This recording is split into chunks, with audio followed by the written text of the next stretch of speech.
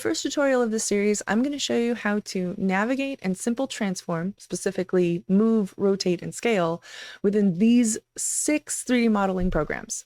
We're going to cover Blender, 3D Studio Max, Cinema 4D, Maya, Zbrush, and Houdini. So let's get started.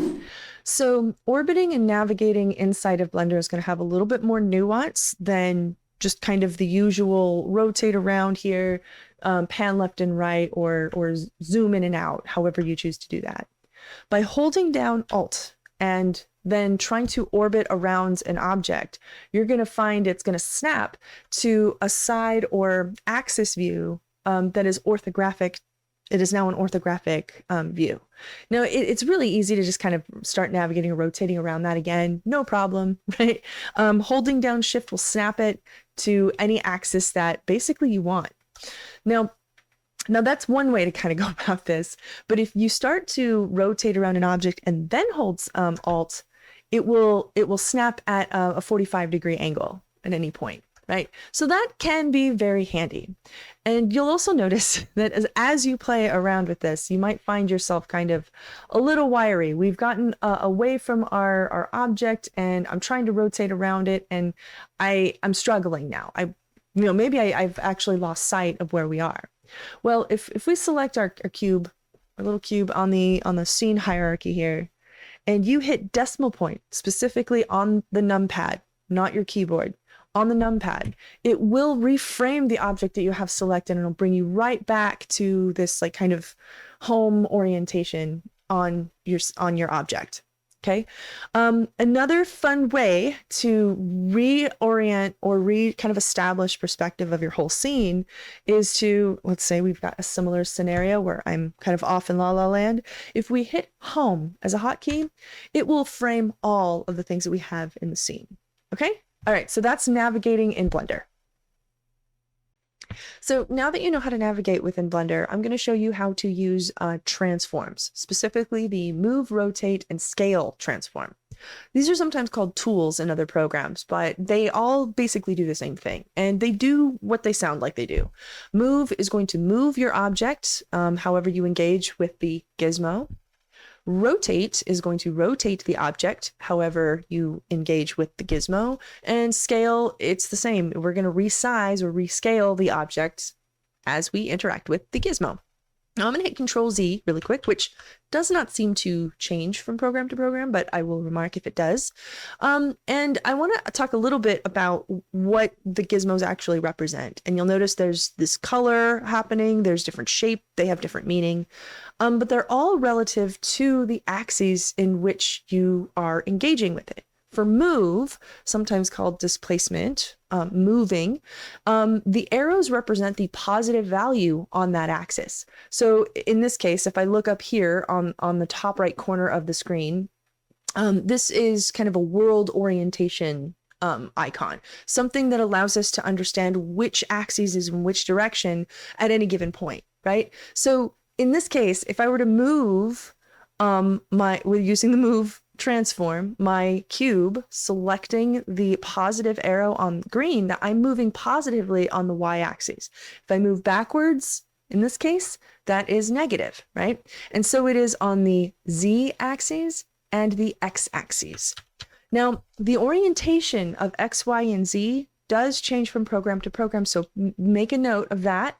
This could be something very specific, okay? So, for example, Maya by default, Y is up, not Z. Okay, but not enough talking about another program. Now, rotation, it's the same. We have like kind of a positive and negative interaction here, and you can rotate on a single scale or a single axis, excuse me. And something to keep in mind too is that you could freeform rotate by just rotating by clicking anywhere outside of this box or of these spheres. So like I'm rotating on multiple axes right now. That can get a little hairy. I don't usually do that, but on occasion I have found myself doing it. This white circle is rotating as it's relative to the view of the camera. So I can rotate it this way, or if I were to snap into an ortho view, I rotate it, I'm actually rotating it on only the z-axis in this case. And that's kind of an important thing to note too, because on other transforms, we have other ways to engage with it than just these arrows, or just these two or three rotation axes. And same thing with scale. We've got these little boxes, these little squares. This is more relative to the move and the scale tool, but I can scale or move on a single axis, or I can do it from two axes at once. You'll notice that I've made this cube. It's no longer a cube now, right? It is a box. It's a square. And I've scaled it on these two axes, but it remained the same size on the what is this? The Y. So, or excuse me, the X. So I can scale them or move them on two axes. I can move them on one, or I can do something called uniform scale and scale it all on all three axes at once, so it uniformly becomes larger or smaller. For movement though, that's more of a free form, and it is also a bit relative to the camera. So as I move or rotate, like let's say move this guy, just willy-nilly over here, I might be moving it further back or forward than I intended to, right? So that's something that you'll want to just kind of keep in mind. I don't usually freeform move or rotate, but I will sometimes uniform scale by eyeball this way. Okay. So that's how you do all three of those. By clicking these icons here, you can quickly change. Now, to hotkey select them is a little bit of a different avenue you would take. Rather than clicking on these objects here or these icons here, you would hit on your keypad or on your keyboard, Shift Spacebar. Now you don't have to hold it or anything, just hit Shift and Spacebar, boop, boop, just like that. And it's gonna pull up this little dialog box or this, this window. From here, you can quickly select which tool you'd like to use. Just like that. And I actually hit transform in this case. Transform is all three of them. We can scale or rotate orientation as it's related to the camera. I can scale, I can move it. And you might find this easier to just have the one transform do all of it, but visually that's kind of a lot happening up front if you weren't already familiar with what they do. Now, also, if you hit Shift Spacebar, you'll notice that there's these inputs right next to it, G, R, S, and T. G for move, I could just hit the letter G and also still select move that way. I'll let you decide how you feel most comfortable to engage with this. Speed for me has relied on learning hotkeys with the interfaces, so I may recommend practicing some of that. But overall, that is how you can navigate and very quickly begin editing simply within Blender. Next up, we're going to talk about the exact same thing in 3D Studio Max. Now, we're going to have to talk a little bit more about how to set up our viewports, because you'll notice that when we first open Max, we have 4 views, like a quad viewport happening here. On the top left, we've got top, and then moving over to the right with front, down bottom left is left, and then bottom right is perspective. Now, you can engage with any of these viewports in the exact same way, and it will functionally do the same thing. So if I have perspective selected, which you can tell is selected by this like very light gold ring around it, and I use middle mouse click and I just kind of click and drag, you'll notice that I'm panning left and right. Now I can do that in any of these viewports. I can just kind of go ahead and pan left and right. Now if I hold Alt and I click and drag middle mouse, I'm going to rotate. Now I can do that here too, but you'll notice that I do not have a perspective view. I have an orthographic view. And that means that each of these grid lines here do not converge into a vanishing point. That is kind of an important distinction, because this can create some visual tomfoolery, which we can talk about at a later time. But for now, let's just understand that each of these viewports have kind of a different function. And I mean, in this case, it was left out here, and I can hotkey switch that back to left by hitting L on my keyboard, or I can click this little left button or side of the world orientation cube guy here. Now, Let's say though that I would like something a little closer to what I saw in Blender, where I've got just one viewport to rule them all, so to speak. Well, to do that, select the viewport that you want. In my case, I'm going to hit perspective, and I'm going to hit Alt W, and that's going to make the whole screen like fit the viewport for the whole screen. I have more screen real estate now, and I can get started sort of navigating in this space. Now, before we get started using transforms in Max, we have to have something in the scene to transform. In Blender, a fresh scene gives us a cube that we can play with, but in many other programs, including 3D Studio Max, we don't have anything in a fresh scene. We need to create something. So on the top right corner over here, well, it's not quite the top, right below the top right. Over here, we have these tabs. These various tabs are ways that we're going to engage with what we're editing. And for now, the far left one over here is the Create tab. That's where we're going to start. Now, we don't need to worry about too many of these fancy buttons over here, but we'll notice that we've got object types right down here. We're going to create a box. So let's turn on box.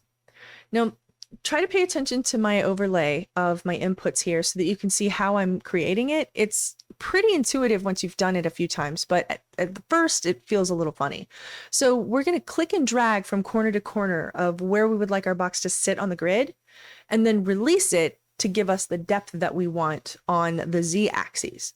You'll also notice that the Z-axis is up here, just like in Blender, but not like in other programs. So I'm going to go ahead and click and drag on here. There we go. That's about maybe what I want. And then I'm going to release, whoop, and then bring it back up. And now to finish, I just click it. Now, before I engage or hit any other inputs, this is where I can actually edit this to be a perfect cube if I wanted to. It looks like what I had done here is made approximately a 20 by 20 by 20 cube. It's not quite that, but I'm going to go ahead and correct that. So give that a depth of 20 or length of 20. A width of 20 and a height of 20. And now I've got a perfect cube, each 20 units.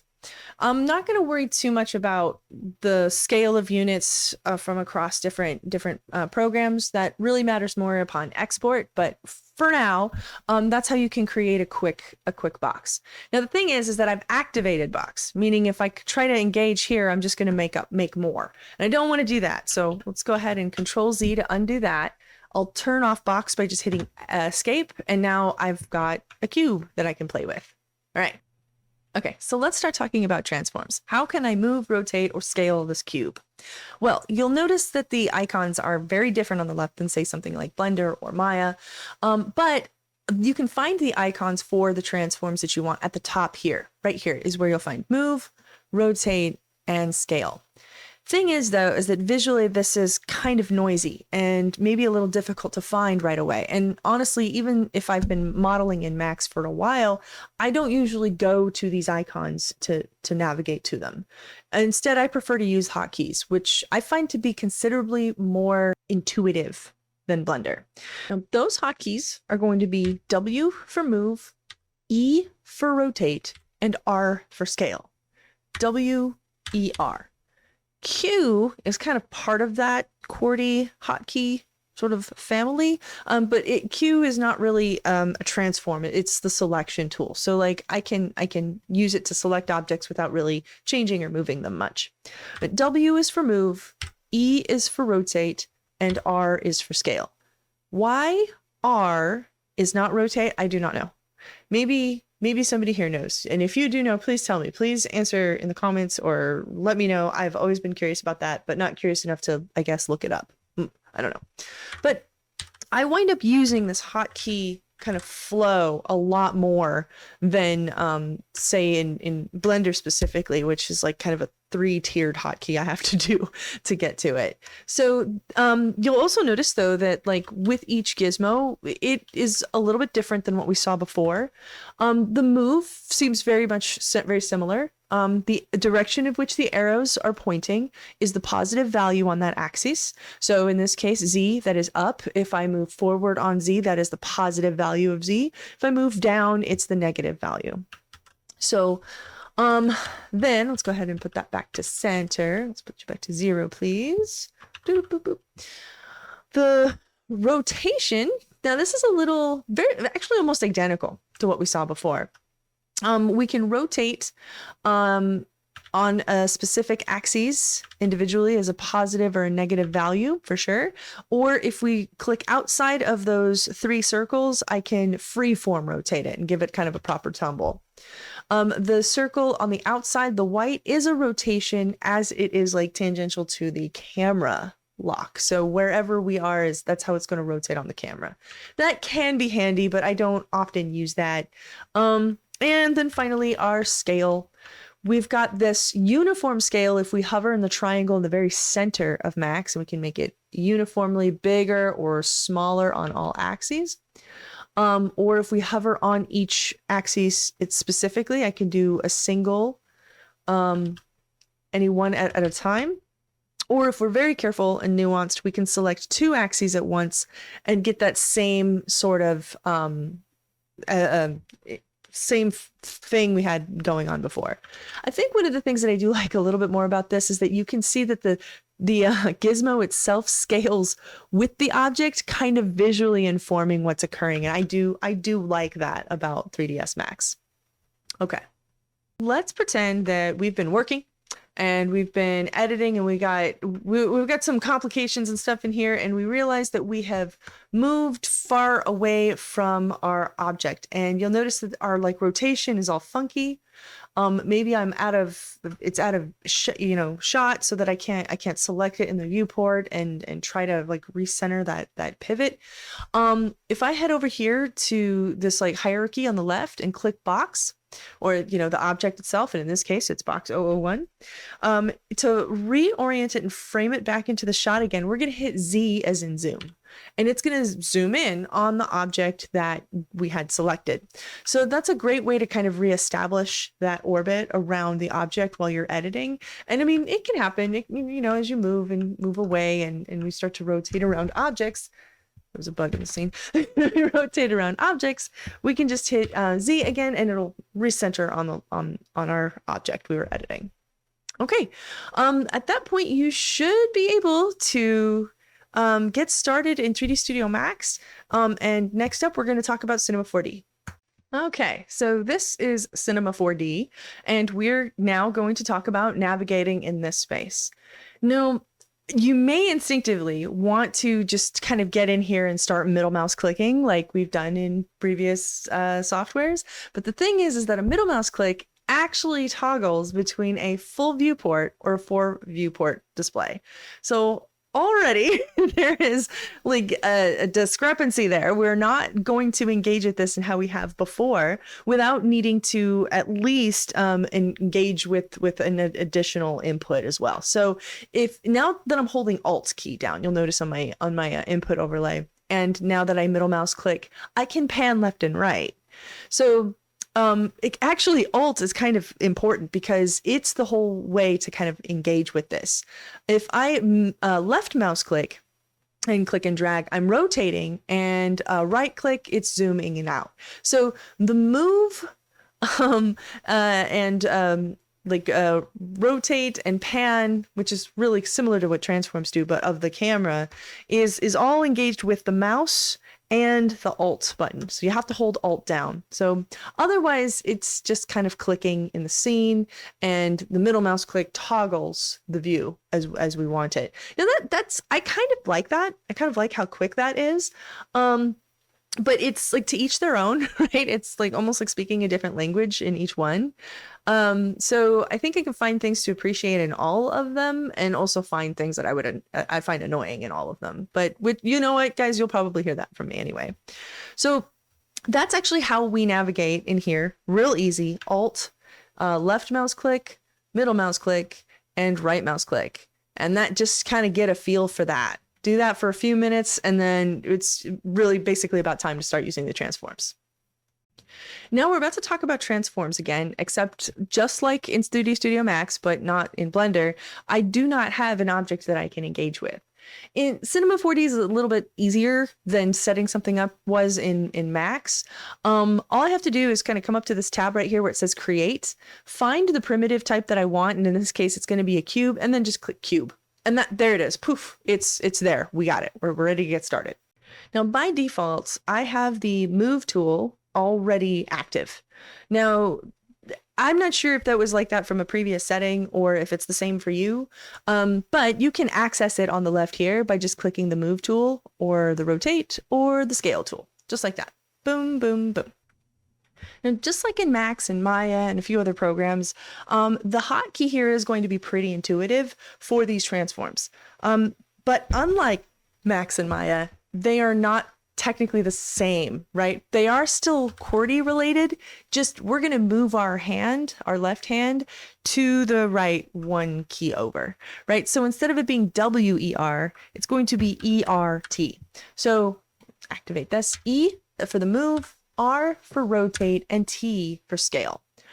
I can't really say for sure, though I believe it might be the case that the reason it was moved over was so that rotate would land on R.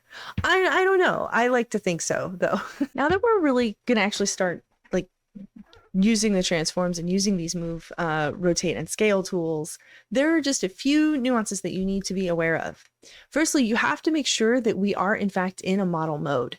Now, model mode is going to be kind of an object level, like holistic engagement with this. So when I use the scale tool, for example, I'm going to uniform scale it pretty much always. Now, I don't want that. I want to be able to scale on a single axis. So if I head over here to mode and then go to object mode, I am now able to do that. So there's just a little bit of additional setup you have to be aware of for you to engage in the scaling of these things. Oh, see, like language from another program just kind of came in here. So you can uniform scale it just by clicking on the box itself, or scale it on two axes, but we have to make sure that you are in fact in the right mode for that to work. Okay, so that was something that you should be aware of. Move tool is the same as before. We've got the axes on a positive value versus the negative value, based off of the direction that the arrows are pointing. And you can do two axes at once, or you can just kind of free form move it around. Though again, I don't like to do that. That's a little chaotic for me. And then there's rotate, our good old pal rotation. You could do individual axes, positive and negative, or free form kind of tumble it. Or this guy right here is going to camera lock rotation. So it will rotate the object around like based off of the camera's orientation. Okay. All right. That is how you navigate and use the basic transforms in Cinema 4D. Next up, we are going to talk about Maya. Okay, so first thing I want to make a note of is that my Maya settings for my grids are going to be a little bit different than yours if this is the first time you've ever opened up Maya. So if you see a different grid than mine, don't panic. This is from a setup that I have in a pipeline that I'm currently working in. So don't worry about that. But let's go ahead and talk about some of the most important parts that you need to be aware of for navigating in Maya. Now, the outliner is going to be very important for you, and I just kind of hit it on accident by clicking this top right here. You can click it again to review it, or you can hit this little icon that looks sort of like a checklist right above my head right here. That's also going to hide it and show it for you. So we can toggle that too. Also, right up here, we have a couple of presets on our viewports. So you can have a 2 setup screen or a 4. By default, I believe it just kind of shows the perspective view altogether.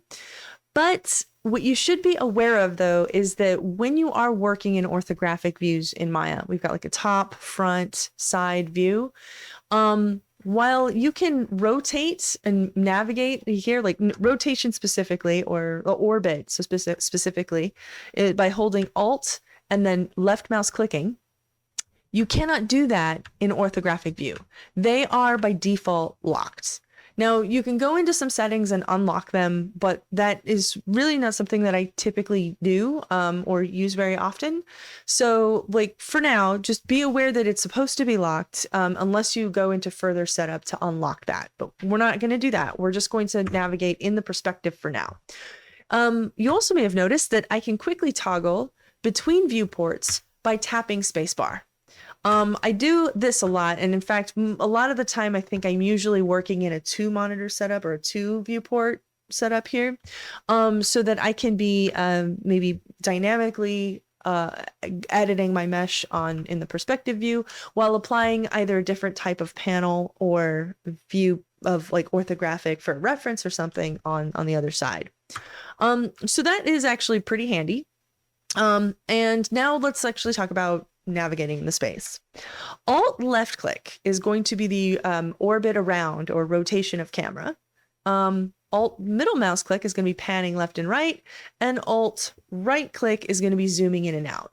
You can also scroll in and out and get that kind of like, sort of interval type of like stepping towards it. I don't usually do that. I mean, I don't know, sometimes I do, but it's pretty similar to some of the other programs we were talking about before. Again, we do not have an object already in the scene for us to use transforms on. So let's go ahead and create one. In Maya, I really enjoy this because in the poly modeling tab at the very top, which it should be by default, but if not, you might see something like curves and surfaces. Just select poly modeling right here and then click any one of these primitives. And I'm going to use cube right there. There we go with cube. Now, let's say right away, I was about to use a hotkey, but I figured I may as well just show you now. If I want to orient my object back to my camera view, like we've done before, hit F as in frame, and that will reframe the object in the scene. So let's go ahead and take a look at how we can start using transforms to this applied object. Now, like before, we have a pretty nice QWERTY hotkey flow here. In fact, the W is move, E is rotate, and R is scale. I keep hitting T for this other transform dialog box, but I don't need that. I'm going to be using just W, E, and R for now. And it is exactly like what we've looked at before. Arrows pointing are the positive value of the direction of which we move them. The squares that are kind of adjacent to the two axes that you would use mean that we can move on two axes at once. Or in the center, you can just kind of free form move it and then kind of get a little wild with it. Okay. Then we'll move on to next is rotation. Again, we can rotate on a single axis, boop boop, boop doo doo doo, or camera lock, where it will rotate as it is relative to the camera, or we can tumble it by selecting anything outside of those parameters, and then we can rotate it just like that by clicking and dragging. And finally, we have scale, where I can uniform scale it by clicking in the center, scale it on a single axis by clicking any one of the axes on the gizmo, or I can scale on two axes by selecting the square within that gizmo. Pretty straightforward. Maya might be I think the easiest, fastest, I think, to start to navigate with this. It's certainly maybe my more preferred at the moment. But yeah, that's basically enough to kind of get you started on creating and editing some simple primitives. Next up, we're going to cover Houdini. All right, Houdini. So this program, it really is a very different approach to modeling, but at this stage, it's going to be very similar to other programs. So this kind of really works. And anytime that I can show you how to do something in Houdini that we're covering in other programs, I want to include it. And I plan to do that with all of them. But I do want to just kind of have a big old asterisk next to Houdini in that you approach problems a little differently here, in less of a sculpture type format and more of a logic based approach. But for now, like before we go into any of that kind of stuff in Houdini, what we're really going to do is we're just going to talk about navigation and simple transforms, right? So already I'm feeling a lot of the similarities from the Autodesk Suite stuff, which was Max and Maya. And when I hold down Alt and left mouse click, I am rotating in. When I middle mouse click, I am panning left and right. And when I right mouse click, I zoom in. And it's just like before, pretty easy peasy stuff. I don't really change my viewports much here, though you can. To do that, you would go up here to where it says perspective right there, persp, and drop that down to set view, and then you can change to any one of these views that you prefer. So just hit top view and it'll switch it to top, right? So for now, we'll leave it in perspective since that's going to make the most sense for us right now. And let's talk about how to actually use some simple transforms. But before we can use transforms, I have to have something to transform. And I'm actually going to move my input overlay away from this, what is currently an empty network, but we will be using this at some point, but I want you to know about the relationship, what's happening, right? So when I go over here to the create tab, and right below it, there's box. It creates a box here. It's kind of set at 0, 0, 0 there, but I'm going to click and drag and hit enter. Now over here where there are transform values, I'm going to override them with 0, 0, 0 so that my object exists in 0 space. And you'll notice that I have here no longer an empty network, but a node. And how Houdini works is you're going to be building transforms onto objects in a kind of system-based network. And what you want to do is you want to think about these networks like folders, and the transforms and changes that we apply to them are like the files within that folder, creating the output of what you see in our 3D viewer. Okay. So that is what's happening. And right now we have just a few objects here or an object here. And there's already kind of a thing that we can engage with, like a transform that's already here. Well, you don't actually have to do it with the whole transforms on all of them. We can input values here, like in a 360-degree rotation. I can turn it 90 degrees, or, it actually makes sense if I put it 45, you can see it a little bit better. Or we can rotate here. But you can see over here on the left tab, we can select a specific transform if we would like to.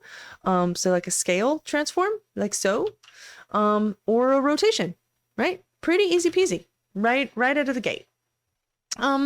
There's also the hotkey approach, which is what I usually do. I usually prefer to use hotkeys. And they are going to be the QWERTY again. I'm sorry, I hit W from my brain being in another program. E, R, and T are going to be your 3 transforms. So instead of WER, it'll be E for scale, R for rotate, and T for move. So it's very, very similar to Cinema 4D, only inverted. Only flipped. So move is T, R is rotate, and E is scale. All right. So at this point, you have enough now that you can start to kind of get a feel for how Houdini works and how you can navigate within that space. And you also know how to apply 3 simple transforms and where you can find those icons right over here. Now, next up and finally, I'm going to go ahead and cover how to do the exact same thing in Zbrush. Okay, so let's talk about how to navigate and move, rotate, and scale in Zbrush. Now, I'm going to recommend that you do not try to engage with this program without a drawing tablet or a display tablet of some kind that gives you like use of your hand to fluidly draw like onto a surface. And the reason for that is that Zbrush was designed as a sculpting tool that can also model. It is a very powerful piece of software and one of the most important programs that I've used in my career. So I really wanted to show this to you as something that it's very different than the others, but does a lot of the same things. So, and more in most cases. So now that that has kind of been established, we have to do some setup here for you to kind of see what's happening. Like already when I'm drawing on here, there's just kind of craziness happening. We've got chaos and we don't know what that means.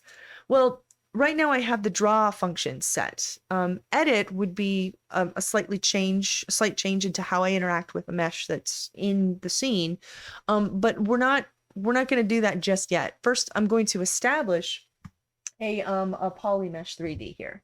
So I clicked in here by selecting Polymesh 3D, which is right over here, right here, and then clicked into here. But the thing is that if I keep going, I'm just continuing to draw. And I'm in something called 2.5D mode, which is where it is a 3D object, but I can only engage with it as though it were a 2D document, like a drawing. I mean, I can't do anything else. So I'm gonna select or click and drag, sorry, this 3D mesh, but I can't do anything else until I tell it that I'm going to edit it. Right next to the draw tab right up here is an edit button, and I'm going to click edit. And now when I take my pen and I select outside of the mesh and just draw on the surface, I am able to rotate. So I'm not really rotating on a singular axis, but I can lock it if I hold down shift. So like while I hold shift and I'm going to move up and down, I'm like, as though I were drawing a straight line up and down. I'm going to hold down shift and it will snap into a specific axis view for me. Now, which direction do I know that I'm looking? On the top right corner, you'll see this like little dude up here. He is the direction that my mesh is facing. So right now it would be as though I was looking directly at the face of my mesh. And if I had to turn it around as such, this would be as though I were looking directly at the back of the head of my mesh. Now, you may have noticed too that I can zoom in and out using this, and this is trickier. This is a lot trickier. First off, I have to hold Alt, then move as though I were panning left and right, but then while I'm still moving, lift Alt, and it will switch to a zoom in and out. One more time, because that's bananas. Hold down Alt, then like kind of move your mouse, clicking anywhere outside of your mesh, just move it, and then release Alt and continue to move, and now you'll see that I'm zooming in and out. So you rotate otherwise, hold down Alt, and you can pan left and right, release Alt while you're panning, and you can zoom in and out.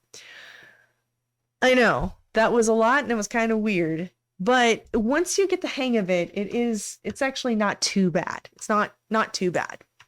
Now, let's say that I was accidentally moving off of the screen and I'm trying to rotate, and I know that I'm functionally rotating because I can see my little avatar dude on the top right corner move around with me, but I don't see my stuff anymore.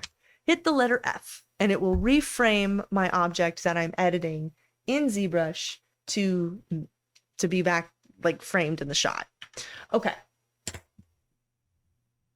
Now, maybe you noticed that like when I just popped in a Polymesh 3D here, it gave me this cool star thing, but that's not really maybe what I want to be editing.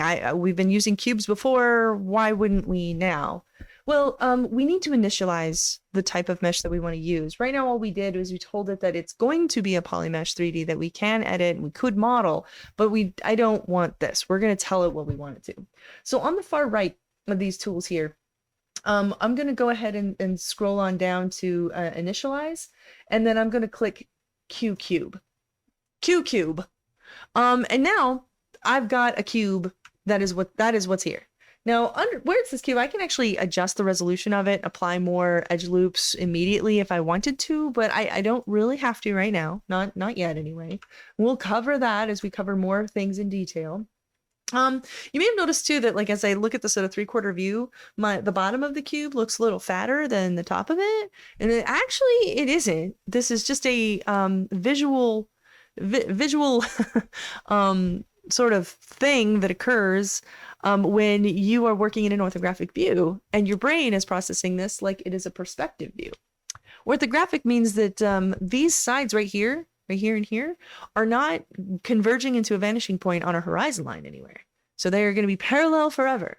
But in our brain, we're kind of like thinking as though it is, because that's how we process 3D. That's how we process things. We call that foreshortening. As things get further away from us, they become smaller. So in our minds, this right here should be smaller than this up here for it to really make sense. And to fix that, we can just click perspective just like that. And now it looks like a cube that kind of exists in 3D space.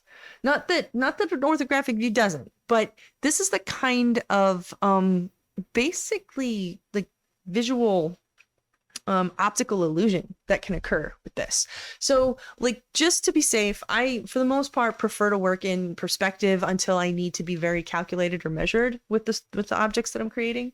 But anyway, let's get back to the real conversation here, and that is the transforms. To transform these objects, it's actually very easy. So first off, if you look right next to draw, we can use move, scale, and rotate right here, but any one of these turns on the transpose brush. And I mean, we can be in draw mode, just like we were before, and find the transpose brush in our brush list of sculpting brushes, and it will do the same thing. It will bring us to this like transpose option where we have a gizmo that lets us do all three at once. Now, this guy here is going to screen move it, meaning it's going to move it tangentially to the position of the camera. Whoop. Or we can move it on a specific axis by selecting the arrow in which we want to move it on. We can rotate it on any specific axes. Again, same rules as before. Or we can scale it on a uniform axis, or on a singular axis, if we would like. Now, in this type of space, I don't do a lot of this type of transforming in ZBrush as a general rule, because I use mostly ZBrush for sculpting pretty exclusively. But you can actually model anything from scratch in here if you get really familiar with the polymesh and the Z modeler tools and functions, which I will be covering as we cover other pieces in different pieces of software. So that's how to do the exact same thing in 6 different 3D modeling programs. We covered Blender, 3D Studio Max, Maya, Cinema 4D, Houdini, and ZBrush. Now, if you have any requests of any specific topics that you would like me to cover, go ahead and let me know. I will see that I can make sure that I do cover those subjects. And if you like what I did here, I'd really appreciate it if you gently caressed the likes and subscribe, and please make them feel loved and supported, and I can make sure that I continue to make this kind of content for you in the future. Thanks for hanging out with me, and I hope this was helpful for you.